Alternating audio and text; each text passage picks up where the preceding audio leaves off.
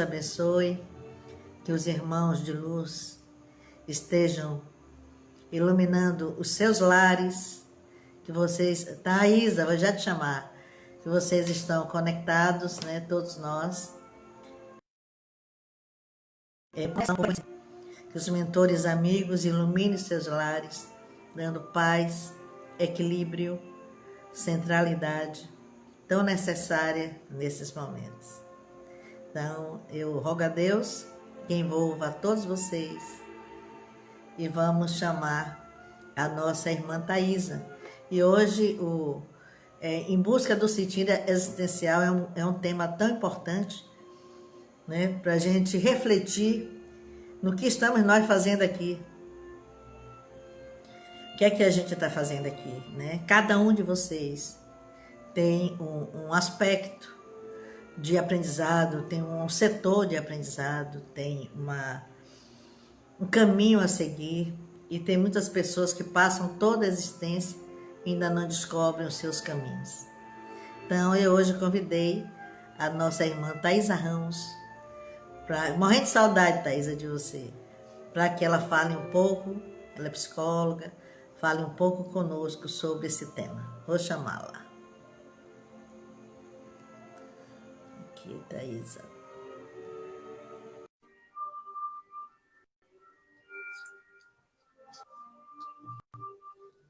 Aguardando a Thaisa. Thaisa, minha linda, que saudade de você. Tá me escutando direitinho? Deixa eu botar mais para mim.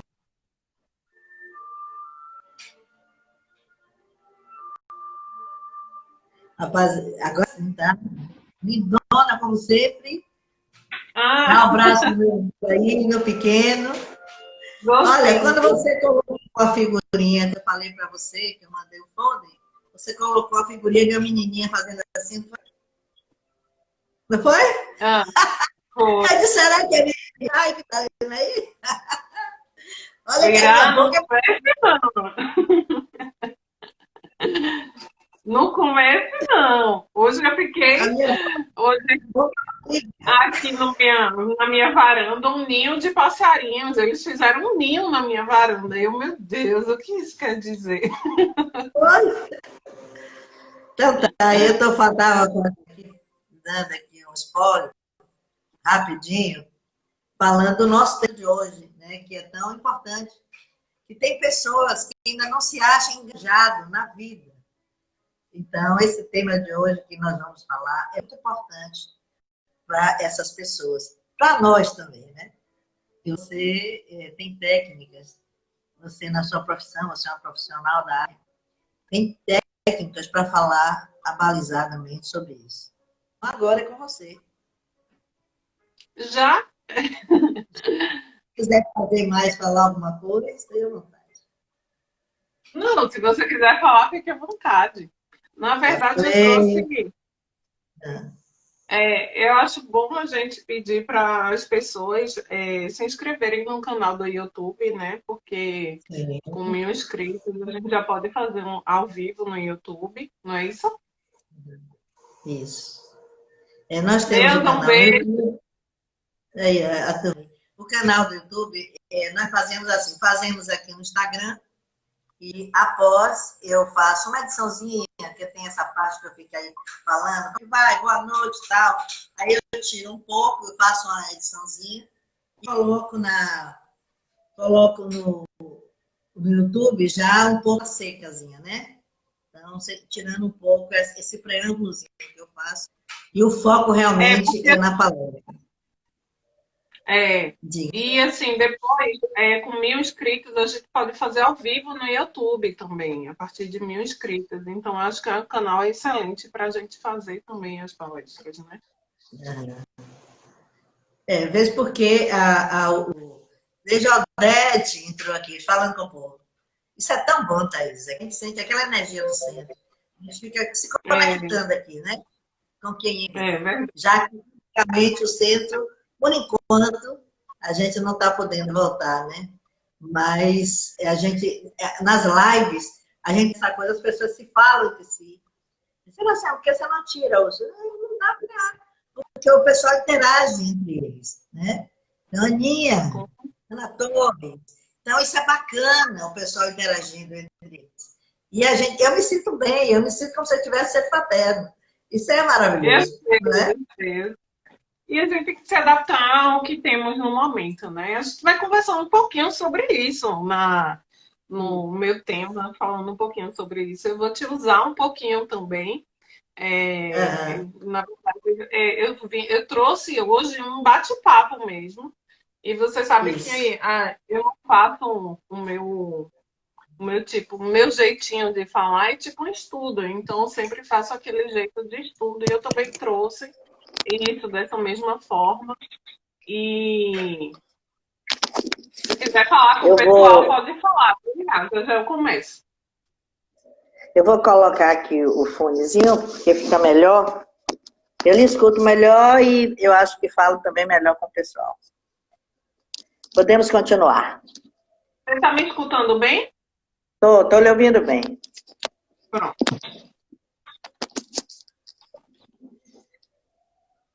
Agora foi. Pronto. Podemos continuar. pronto. Posso começar então? Pode. Eu, eu fiquei pensando sobre que tema trazer. E aí, eu tenho uma série de Joana, né? A série toda psicológica, além dos outros tantos livros. E eu sempre abordo alguma coisa de Joana. Todo mundo sabe, quem me conhece principalmente. Ah, obrigada, gente. E o som tá ótimo. Todo mundo me conhece. Quem me conhece sabe que eu sempre trago um pouquinho de Joana. E é uma forma de levar as pessoas esse olhar mais simples, porque algumas pessoas acham Joana um pouco difícil de entender, mas as obras de Joana são para estudo mesmo, né? É para a gente mergulhar uma frase, um parágrafo dela que ela traz. É uma imensidão, um oceano. A gente mergulha no oceano em um parágrafo. Então, são obras para estudo mesmo. E por isso que eu sempre trago Joana. E aí, mas eu não tinha pensado em trazer Joana nesse encontro, mas eu tenho uma obra toda e eu deixo ela sempre organizada, e tinha um livro fora do lugar. Eu não E sei. eu peguei o livro. é, e aí eu peguei o livro e abri ele num capítulo. O nome do livro é Amor Imbatível Amor. E o capítulo é Em Busca do Sentido Existencial. Aqui o livro Amor Imbatível Amor. Como ele é da série, eles são todos azuis, mas ele deve ter outra capa sozinho, porque eles também vendem sozinho, né? É Amor Imbatível Amor, e o capítulo era Em Busca do Sentido Existencial. E eu comecei a folhear o capítulo e fiquei pensando e percebendo o quanto aquela mensagem fazia sentido com o que a gente estava passando no momento. E aí eu pensei, poxa, é porque tem que falar sobre isso mesmo, né? E toda vez que a gente fala sobre algo, a gente se propõe a trazer algum tema aqui, é principalmente uma necessidade inconsciente nossa. Todo palestrante sabe, ou deve saber disso, que quando a gente escolhe um tema para falar, é o nosso ouvido que escuta primeiro, a gente que internaliza primeiro para depois passar para o outro. E aí, foi por isso que eu escolhi esse tema. E também estou morrendo de saudade, mas a gente não deixou de se encontrar e você não deixou de fazer o seu trabalho belíssimo, que é estar aqui levando a palavra para todo mundo. E mesmo com os desafios da tecnologia, né, você supera todos. Eu sei. É desafiador para a gente também. Até porque estamos acostumados com o calor das pessoas, olhar para as pessoas. Pelo menos na live tem você para eu ver as pessoas conversando e tal. Então é um desafio para a gente também. Mas é um desafio que a gente supera e que a gente está junto do mesmo jeito. Hoje eu estava passando, meu marido estava passando os canais da TV e um jornalista falou assim: o ruim do vírus é que ele separa as pessoas. E talvez não seja isso, esse olhar do separar. Talvez seja uma necessidade do se encontrar com a sua família, se encontrar primeiramente individual, para a gente ter essas relações de mais qualidade. Eu penso também que é um olhar, Ira, do valor. Agora a gente começa a dar valor ao abraço de verdade, aos encontros do centro de verdade, né? Que a gente percebe que faz falta. E a gente começa a dar valor, muitas vezes, a trabalhos que eram essenciais e a gente nem se percebia. Porque estão faltando, né? Agora a gente começa a perceber que se tem alguém que, com pandemia ou não, com Covid ou não, precisa ter alguém na lavoura, senão a gente não se alimenta. Parece óbvio, mas no dia a dia a gente passa o dia a dia todo e nem se percebe disso. Né? E nem traz isso à mente. Então, hoje a gente vai conversar um pouco sobre esse sentido, em busca desse sentido existencial. E como ele pode fortalecer a gente a passar pelos desafios da vida, pelos grandes desafios. E para mim, você é um exemplo de uma pessoa que tem seu sentido claro. E a gente vai conversar um pouquinho sobre isso lá na frente. Mas... Olha, esse ano, 18 anos de Centro Fraterno esse ano. É uma excelente data. E nós estamos fazendo aí as lives até em prol disso também, aniversário do centro dos 18 anos. Né? E eu quero vocês assim, muito pertinho de mim. Ah, mas tá longe, mas está perto. Né? Quando eu chego para vocês que chamam a alegria de vocês, vamos marcar aqui, vamos ver a data. Isso é tão bacana. Você está pronto para estar lá, para conversar, para levar a sua palavra, porque uma palavra, em certos momentos, ela é muito importante, cara, não é? Muito importante, Thaís. Principalmente nesse momento, né, Ira? Eu realmente levanto a bandeira para você de te agradecer por estar fazendo isso, continuar fazendo esse trabalho. Não só pelos colaboradores e pessoas que participavam das reuniões no centro, mas tem muita gente que está seguindo o centro que não tinha oportunidade, que está agora seguindo, assistindo as lives, mas que não tinha oportunidade de estar, né, lá no centro fisicamente. Então, é também um novo olhar. Eu acho que você vai ter agora que colocar no quadro do centro. Era quinta e sábado, não é isso? Aí isso. agora você vai ter que colocar um dia só para online. Aumentar o quadro. Perceba. É levar a mensagem do centro para umas pessoas independentes dos obstáculos físicos. É isso mesmo. Olha, você falou aí uma coisa interessante, que é esse exercício da gente estar sem o outro, né? E se reinventar. Estar sozinho também. É um desafio muito grande. Inclusive, Thaisa, a Soraya acabou de entrar aí, as lives, a ideia foi da Soraya. Acho que você conhece Soraya. Foi da Soraya. Isso. E Soraya chegou para mim, Índia, você precisa ir aprender. Eu não sabia nada, Thaís. Eu sou neófita nessa coisa de... Aí, você precisa aprender. Claro que a minha resposta foi não. Mas aqui, o tempo foi passando, né? E eu percebi que eu jamais faria isso no meu nome. Tanto que eu não faço nem na minha página. Eu passo na minha página, chamo as pessoas, mas eu faço no Instagram do Centro Fraterno. Quando eu comecei a fazer, o Instagram do Centro Fraterno tinha 200 e poucas pessoas. Hoje, tem 800 e lá se foi, está perto de 900. Eu descobri que eu sou animadora. Eu descobri que eu sou animadora, entendeu? Então eu fui rebanhando. Hoje mesmo já passei lá no meu Instagram, já dei uma chamada para o pessoal vir para o centro. O canal do YouTube tinha 2 pessoas ou 3. Hoje tem 600 e pouco. Então, eu disse, meu Deus, eu jamais faria isso para mim. Mas não é para mim. É por uma causa maior. Não é para mim, é por nós. Isso é muito bacana.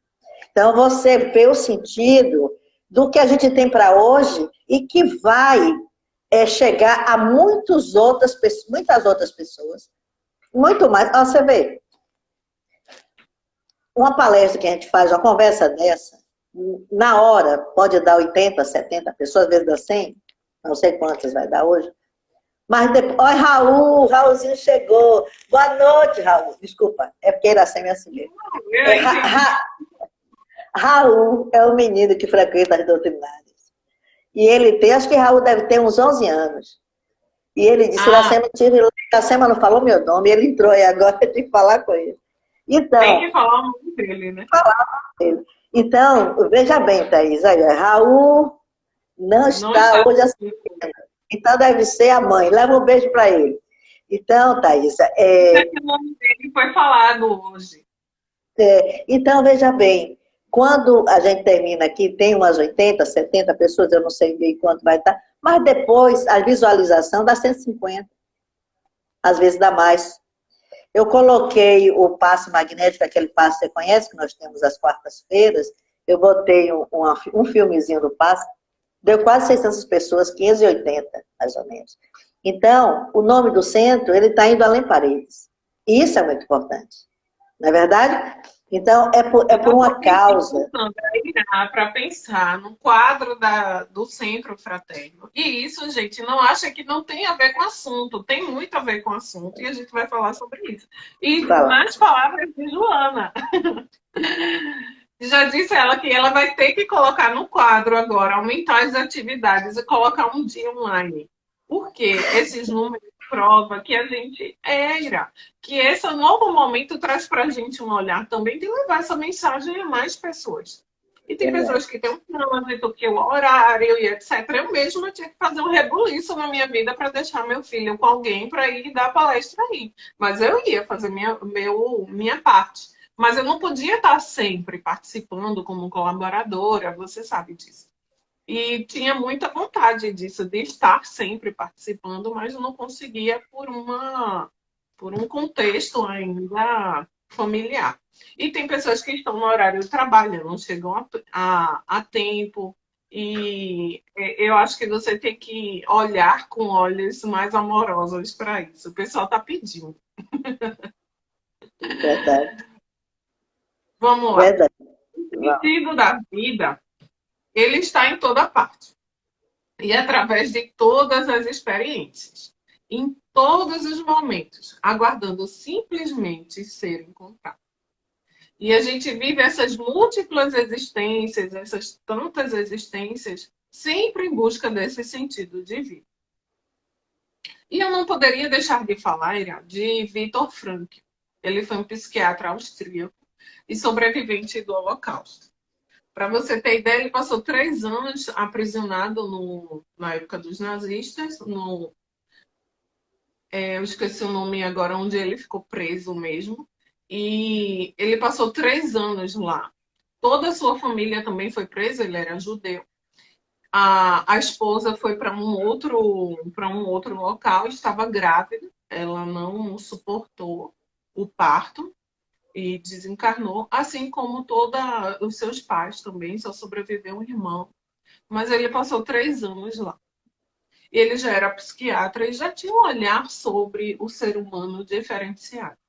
E dentro dessa experiência no Holocausto, ele percebeu que o ser humano pode passar pelas mais difíceis situações. Ele pode ir até as condições mais miseráveis que você possa imaginar. Mas se sua vida interior estiver fixa, com sentido de vida, ela é mais resistente que seu corpo. E ele passou 3 anos lá, saiu com apenas 25 quilos, mas ele sobreviveu. E ele também motivava os seus amigos dentro do Holocausto. Eles passaram por condições miseráveis mesmo. E quem sabe da história do Holocausto sabe isso em Auschwitz. E quem sabe da história dos campos de concentração sabe o quanto eram condições miseráveis. E o Viktor saiu de lá e ele trouxe o estudo da logoterapia, que é o estudo do sentido, em busca do sentido de vida. É muito conhecido e foi muito difundido. Ele, inclusive, trocava cartas com Freud na época, antes de entrar num campo de concentração, de ser levado.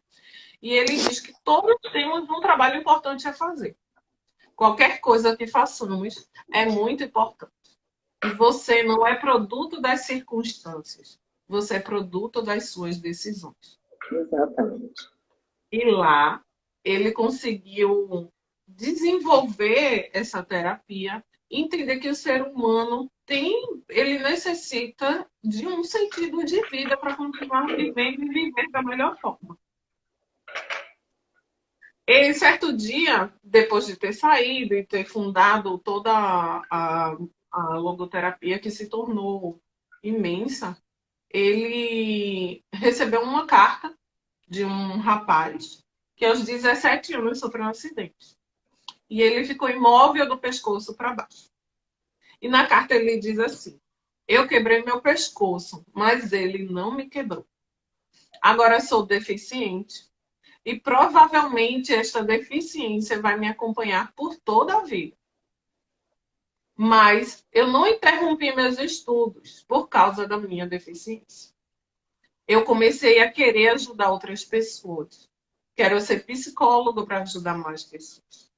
Tenho certeza que o meu sofrimento vai aumentar substancialmente a minha capacidade de compreender e ajudar os outros. Então, Viktor Frankl convidou ele para participar, para proferir uma palestra na Alemanha, no terceiro Congresso Mundial de Logoterapia. E ele foi lá de cadeira de rodas, do Texas para a Alemanha, levar as pessoas por exemplo de superação. Ele encontrou um sentido de vida no momento que a vida dele estava mais destruída, né? Porque ele só se mobilizava agora, ele não tinha mobilidade do pescoço para baixo, ele só mexia a cabeça. Então, nesse momento mais difícil, ele encontrou um sentido de vida, que era ajudar os outros através da sua história de vida.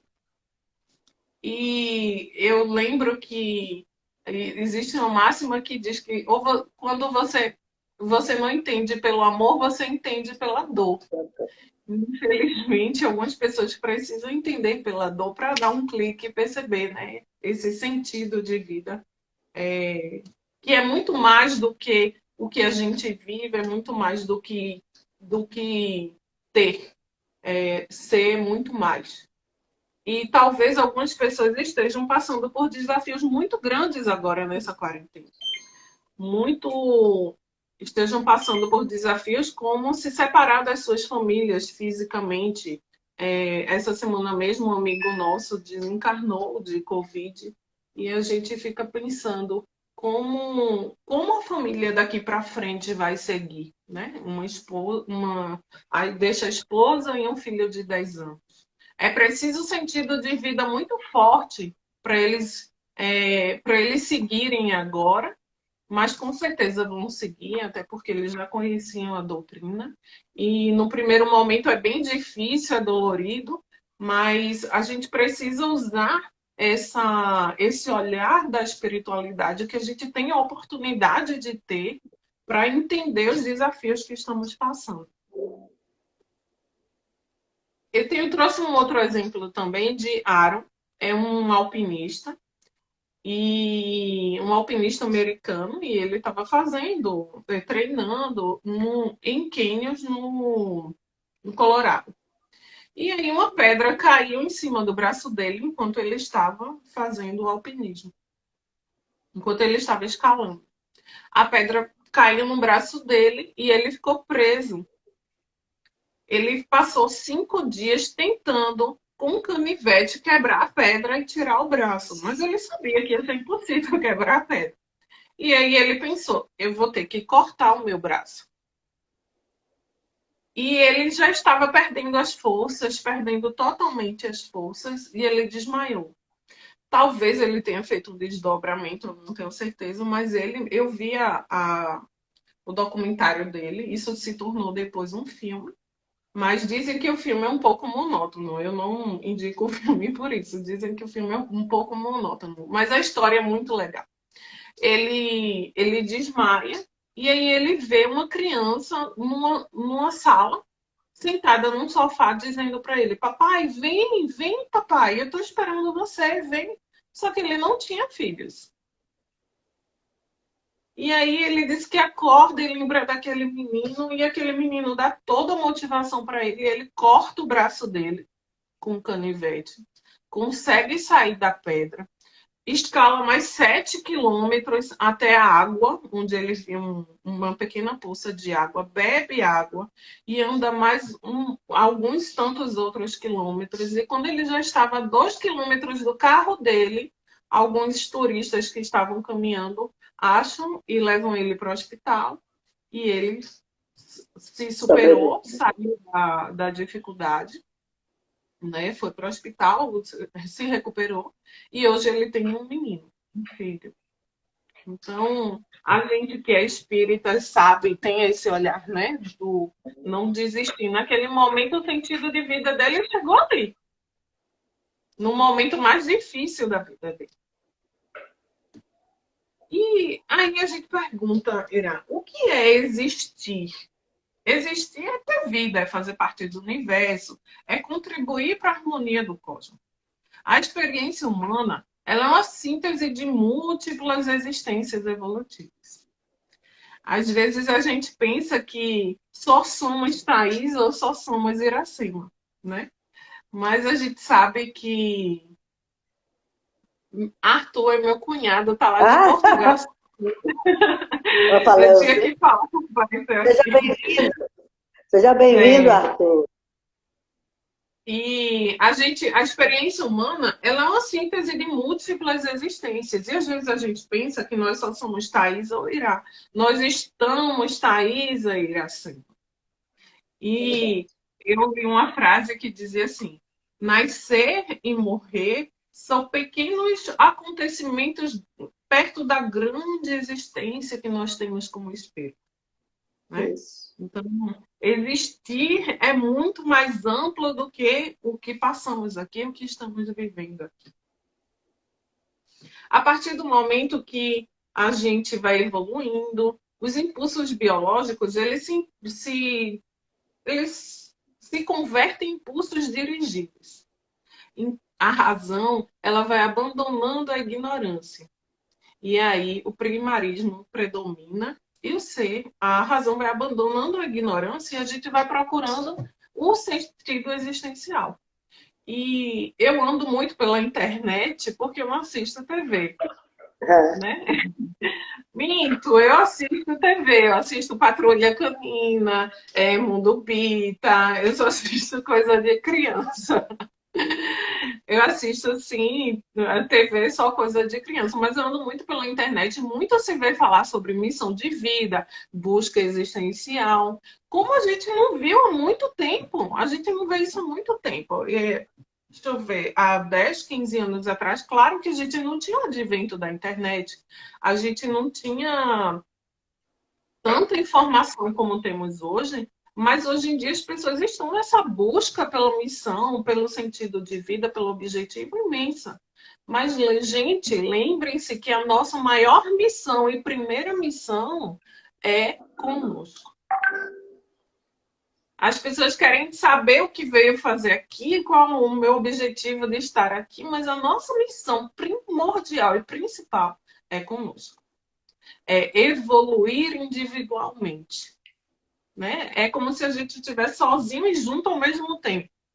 Mas a nossa missão principal e primeira é conosco.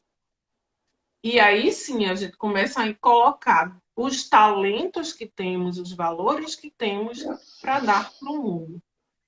E aí eu pergunto, qual é o valor que você trouxe para dar para o mundo? Irá, é tão engraçado porque quando a gente faz um atendimento, eu percebo que eu pergunto, qual é o seu valor? Qual é o seu talento? Quais são os seus valores, o seu talento? E as pessoas ficam cri, sabe? Pensando então assim, não sei.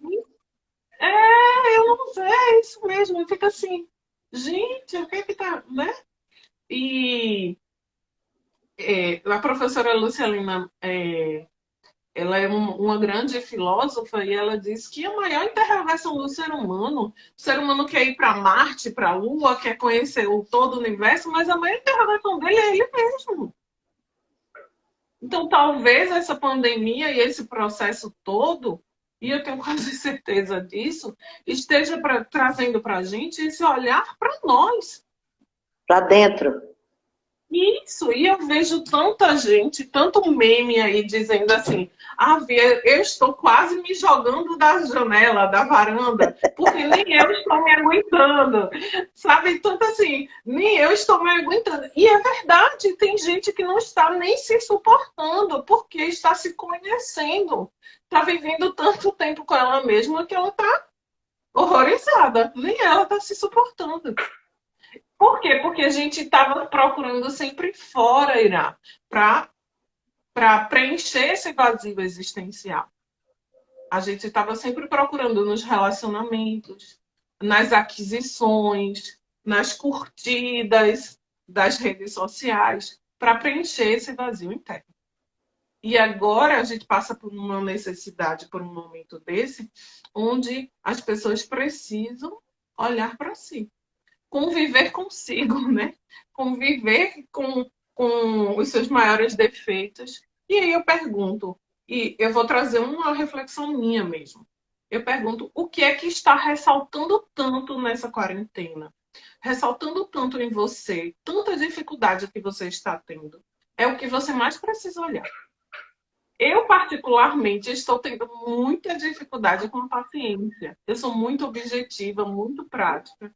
E eu me percebo muito impaciente, é sério. Imagine você que tinha uma vida extremamente ativa no centro, né? E eu me percebo impaciente muitas vezes. Então, eu percebi que preciso exercitar a minha paciência. E aí eu pergunto para vocês, fala, Ira, Pai, pode falar. rapaz, eu vou lhe dizer uma coisa. Thaisa, eu estou trabalhando mais do que no centro. É mesmo? Que ótimo. Às vezes, 1 hora da manhã, eu estou atendendo pessoas. É incrível a forma com que as pessoas estão surtando. Por isso que você falou. Já dizia um sábio, conhece-te a ti mesmo. Então, as pessoas estão chocadas. Chocadas. Eu não sei o que fazer. Estão entrando em terror mesmo com a situação. E parece que não tem assim a noção que isso vai passar. Que a noção de fé, muitos relacionamentos se acabando, e as pessoas não estão entendendo que o que as faz feliz não é o outro. Se você não conseguir ser feliz sozinho, não é o outro que vai lhe fazer feliz. Então, você precisa aprender a se conhecer, coexistir com você mesmo. E isso aí foi, assim, altamente profundo para essas pessoas que estão... O que é que eu vou fazer agora? Aguarde. Você falou. Paciência. Olha, 1 hora da manhã eu estou atendendo o telefone, no Zap. 1 hora, eu estou dormindo já, 2 da manhã. Eu estou trabalhando mais, tá? Do que se eu estivesse no centro. Viu? É tanta coisa para fazer. Tanta pessoa... Você é o trabalhador da última hora, né? Aquele que está ali sempre a postos para ajudar. Isso é maravilhoso. Olha, eu não tenho ociosidade. Não tenho. Eu bem sei. Eu sinto que nesse momento as pessoas estão nesse processo de autoconhecimento e estão assustadas. E, na verdade, existe uma sensação de equilíbrio e de segurança que não existia. E aí vem o aprendizado que você não controla nada. Você se sente impotente. Impotente. É. E aí ninguém faz, a autoridade não consegue controlar, os cientistas estão tentando e vão conseguir, né? E a gente esquece que no comando desta nau está Jesus, né? A fé. A gente precisa ter fé. E a fé no seu segmento, naquele segmento que você acredita, lhe ajuda muito. Você acabou de falar em uma coisa, né? Que a internet está recheada de bons momentos, de boas situações, meditação, pilates, psicologia, ferramentas. Agora, tudo é uma questão de escolha. Mas é isso, Ira. O vazio existencial é tão grande que as pessoas apenas reagem sem saber agir. Elas ambicionam sem discernir o porquê, tanta ambição, e não sabem nem para que aquela ambição. E aí começa a se agredir, se deprimir, porque na verdade está faltando dentro. Desconhece o valor da luta saudável. Luta saudável, gente, é estar 1 hora da manhã ajudando as pessoas. E nem todo mundo quer fazer isso. Sempre desafiador para a conquista do progresso, mas é necessário. E aí começa a pergunta: para que viver, para que lutar? E como o Viktor Frankl pensou, como desenvolver essa capacidade, Ira, de perseverar até a meta? Imagine que a meta dele foram 3 anos no Holocausto. E ele transformou essa experiência em uma terapia para que as pessoas encontrassem a sua busca pelo sentido existencial. Ele saiu com 25 quilos. Imagina. Imagine. Então, vive-se é incontestável, mas viver da melhor forma é o desafio imediato. Viver da melhor forma é o nosso desafio imediato. Joana é tão perfeita nessa frase, ela não é minha, é de Joana, mas ela é muito perfeita nessa frase quando ela diz, e tem tudo a ver com o momento, viver da melhor forma possível é o nosso desafio imediato. Né? Tem tudo a ver com o momento que a gente está vivendo. A gente não pode controlar a necessidade do planeta, é uma necessidade não individual, não de cidade, não de país, é uma necessidade para todo mundo, para o mundo. E aí faz com que a gente olhe e perceba que é preciso olhar para o outro também. Cada atitude nossa hoje pode colocar em risco não só a nós, mas várias pessoas. E o desafio também, ela traz também o aprendizado do olhar para o outro. E se está acontecendo, gente, é porque era necessário. O planeta Terra passa por momentos de... Eu não consigo ler, já, depois que você lê. O planeta Terra passa por momentos de regeneração, de mudanças, mas para ser melhor, para evoluir, a gente precisa mudar. Tem gente que quer evoluir sendo a mesma coisa. Aí não. Aí choca, né? Então, para o planeta evoluir, ele precisa mudar. E os movimentos de mudança estão acontecendo. E se a gente não aprendeu pela dor, pelo amor, infelizmente, a gente vai precisar do sofrimento e da dor, dos desafios para aprender. Mas os desafios e o sofrimento, ele é transitório, ele nunca é infinito. Infinito eu só conheço um espírito. Isso mesmo.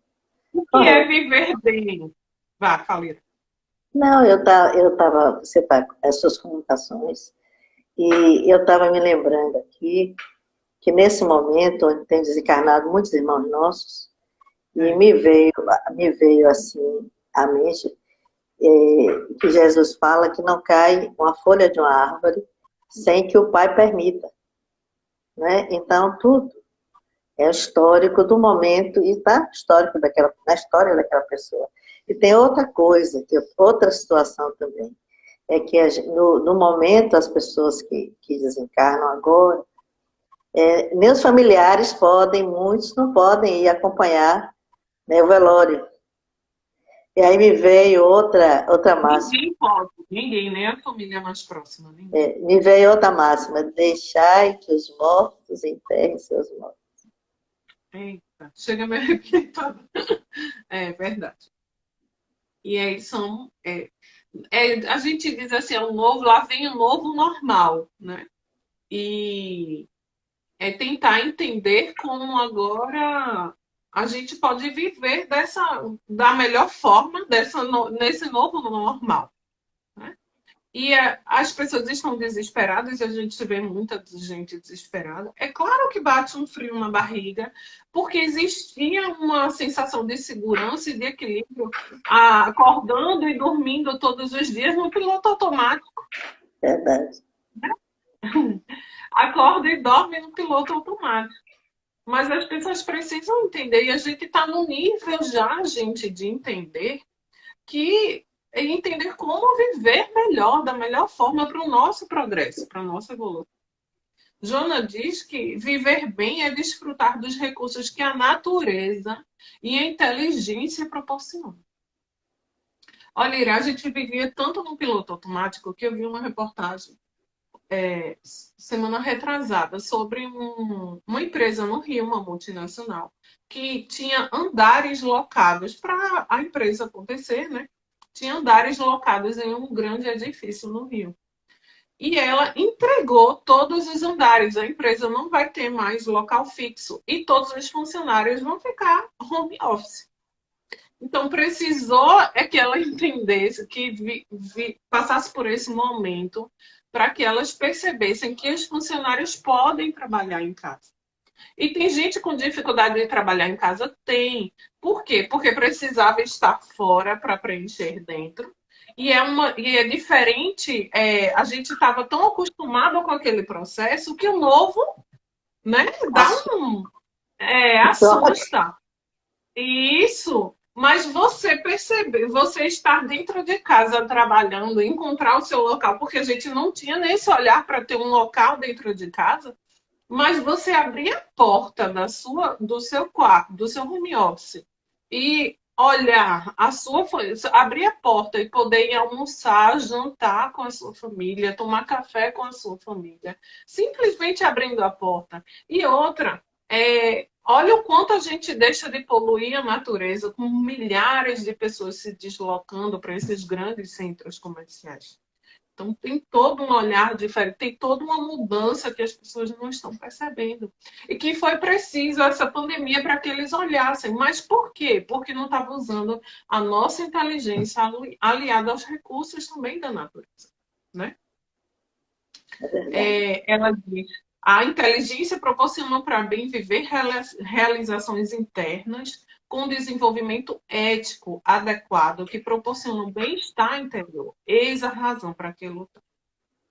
E aí, Ira, como é que a gente consegue esse sentido de vida?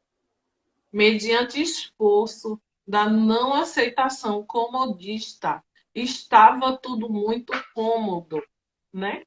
E agora a gente precisa sair do comodismo. Era melhor como antes? Não. Vamos fazer melhor com o que temos agora. Vamos fazer uma limonada deliciosa. É isso que a gente está fazendo aqui, né, Iná? Com certeza. Partindo para a luta do crescimento pessoal e de transformação ambiental. Olha como Joana é tão atual. Partir para a luta do crescimento pessoal e transformação ambiental, que facultam a existência feliz. Então, mais do que nunca, é um chamado também para a gente olhar para a natureza. Nós fazemos parte dela. E ela agradece a natureza, inclusive. Eu só vejo matéria falando sobre a quantidade de poluição que diminuiu, o olhar da natureza, o olhar para a natureza que a gente nem enxergava.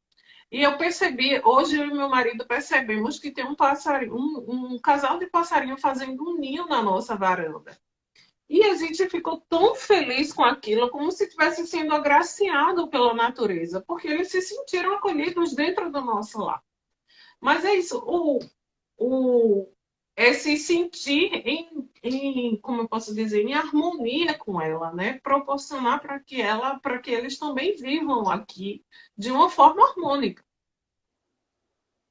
E aí, Ira, eu queria te fazer uma pergunta. Uma vez você me falou que quando seu marido, você recebeu uma mensagem que seu marido estava doente e ele desencarnou. E eu lembro que você me falou assim, tá? No dia que ele desencarnou, eu estava aqui, à noite eu vim para o centro trabalhar.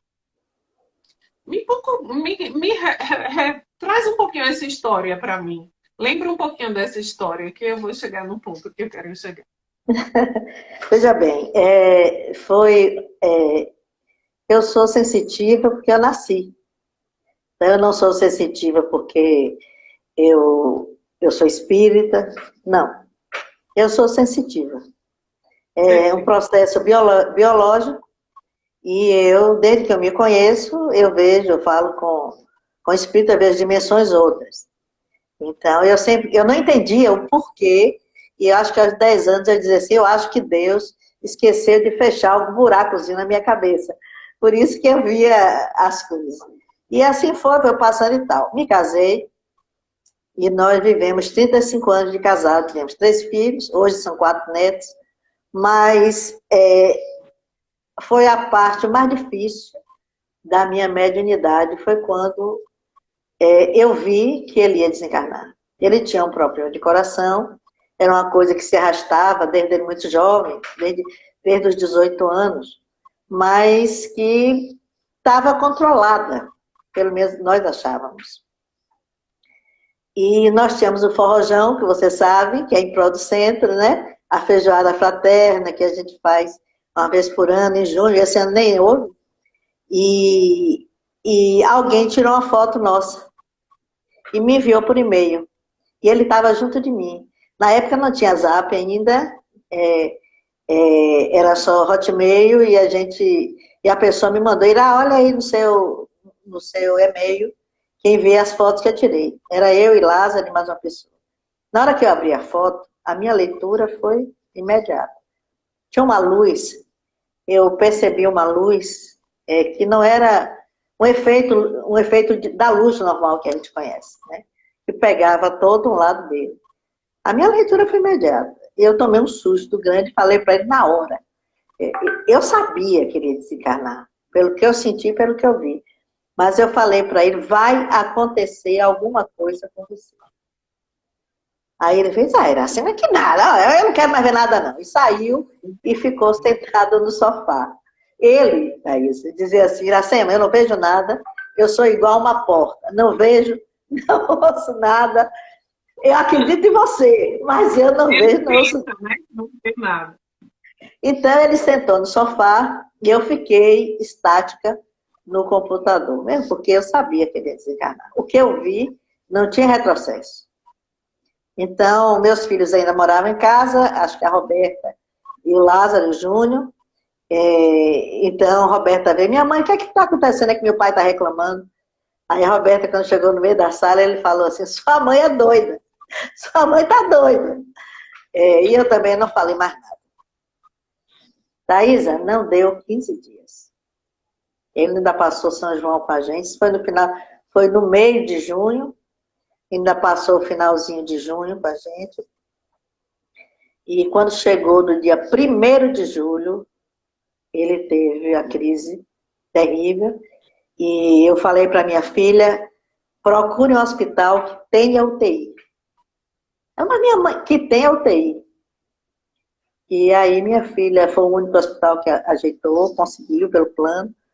E nós fomos para o hospital. Quando nós chegamos lá, a médica atendeu ele. Quando ele deixou ele na emergência, me chamou. Eu disse, o que é? Só ele vai parar. Eu disse, como é que ele vai parar? O coração dele vai parar. Eu disse, o quê? Já estou encaminhando ele para UTI. E aí minha filha chegou e disse, volta que seu pai está passando mal. Eu já esperava, na realidade, no fundo. Mas eu acho que para autoproteção, nesse momento, a gente faz de conta que esqueceu. E a gente acredita, né, que vai...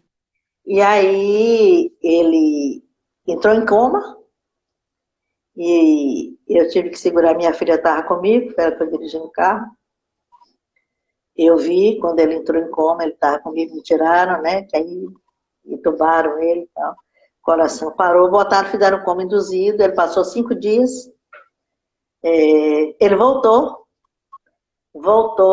e nós conseguimos tirar ele de lá e foi todo um processo, levamos ele para Português, ele operou ainda chegou a operar. E até que depois ele veio desencarnar. Ele desencarnou numa quarta-feira. Quarta-feira eu tenho o trabalho magnético lá. E nessa quarta-feira eu não podia sair. Ele desencarnou quarta-feira de tarde. E eu não podia sair porque eu tinha meus filhos, né? Eu tinha que segurar a onda dos filhos.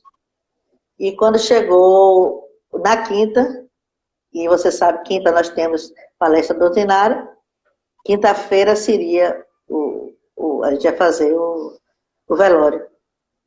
Então o velório foi às 10 horas, ou 10 e pouca, e eu fui para casa. Na hora que a gente ia para o velório, nós estávamos cantando. Aí nosso irmão Flecha Ligeira chegou perto de mim e disse assim, abra a boca, só 200 pessoas, e avise que amanhã tem palestra, ou que à noite tem palestra doutrinária. Você imagina.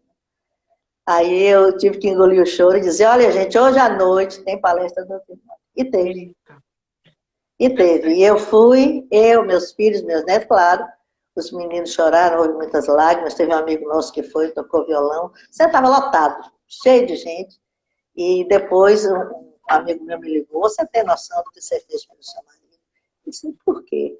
Ele fez porque você deu uma luz muito grande para ele, com o centro cheio, todo mundo vibrando pelo reencontro dele. E foi assim que foi. Graças a Deus a gente conseguiu passar. E aí eu me joguei para o Centro Fraterno mesmo. E estamos aí até hoje.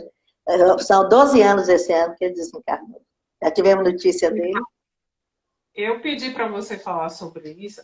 Fale da notícia. É bom você falar para a gente. Já tivemos notícia, as 2 cartas consoladoras. E já vi também ele em alguns momentos lá no centro, já trabalhando no centro. Trabalhando no centro. Não é direto. Mas nós já vimos do outro lado. Então, ele já nos ajudando no trabalho. Isso é muito bom. Isso é muito... As pessoas até acham que não, mas é muito comum aquela pessoa que trabalhava no centro, a depender do nível que ela tenha. E ele fundou comigo, né? Ele tem um laço muito grande afetivo, né? Afetivo com o Centro Fraterno, né? Então, ele trabalha assim, lá no centro, nós vemos ele lá. Agora, continue que nosso tempo está passando. Eu pergunto para você, Ira, e por que eu pedi para você falar sobre essa história? Porque quando você me contou isso, eu fiquei olhando assim, gente, o sentido dela de vida é tão grande que mesmo passando por um dos momentos mais difíceis da vida dela, ela conseguiu esse olhar amplo e ela levantou a cabeça e continuou o trabalho. E aí eu pergunto para você, você sente o trabalho, não é só o trabalho do centro, é o trabalho de ajudar as pessoas como seu sentido existencial? Sim, completamente. Hoje eu tenho certeza que eu vim fazer isso. Eu tentei até sair por outras vertentes, mas é o sentido da minha vida, realmente. Eu tenho que acabar 7 mesmo, Eira? Ainda temos alguns minutos. Continue. Ai, Jesus. Ai, eu me empolguei tanto que, nossa. Mas é isso. Por que eu pedi para você trazer? Porque essa, para mim, era o melhor exemplo que eu podia trazer de alguém que tem um seu sentido existencial claro.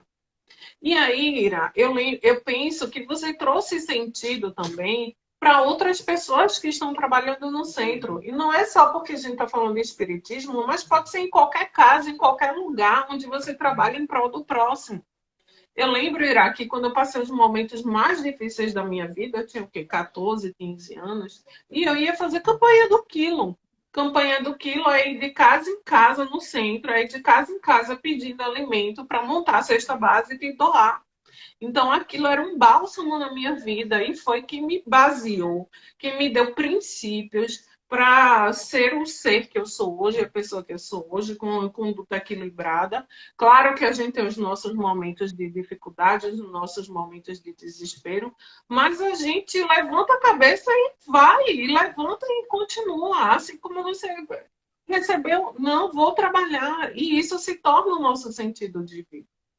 E o sentido de vida não é fixo. Meu sentido de vida é esse, pronto. Ele não é fixo. A gente vai construindo. Em tantas outras vidas, ele vai se ampliando. A partir do momento que a gente vai ampliando a nossa consciência também. A gente vai ampliando esse sentido de vida. E se você ainda não tem o seu sentido, eu digo para você, ainda não se encontrou, eu digo para você que é um caminho individual. Não existe receita de bolo. Se tem alguém vendendo isso na internet para você, não tem receita de bolo. É você com você mesmo, se olhando, se conhecendo, em busca do autoconhecimento. E a doutrina espírita tem grandes obras que nos ajudam a dar esse suporte. Então, vamos tirar os livros das prateleiras, limpar a poeira e colocar isso em prática, sabe? Para a gente começar a encontrar esse sentido e passar pelos desafios da melhor forma. O sofrimento, ele é transitório, ele não é infinito, como eu disse, mas ele só mostra a nossa fragilidade. E a mais eficaz solução também para tudo isso, para passar pelos sofrimentos da melhor forma, pelos desafios, e ele não é só para Irá, só para mim, só para Maria, para João, é para todo mundo que está aqui, uma vez ou outra vai passar por um grande desafio, porque é assim que a gente evolui. Nós só temos 1 minuto. Se despeça. Tem que acabar muito certinho. Então, eu queria terminar com uma frase de Joana, que eu achei muito... que ela diz: as expressões da vida não se apagam jamais. Elas não desaparecem na memória do tempo. Não se extinguem no espaço universal. Elas permanecem atuantes e realizadoras, vencendo as barreiras vibratórias do corpo e mantendo-se organizadas fora dele. Porque esse sentido e essas expressões da vida... Já vamos cortar. Já vamos cortar. É fonte geradora do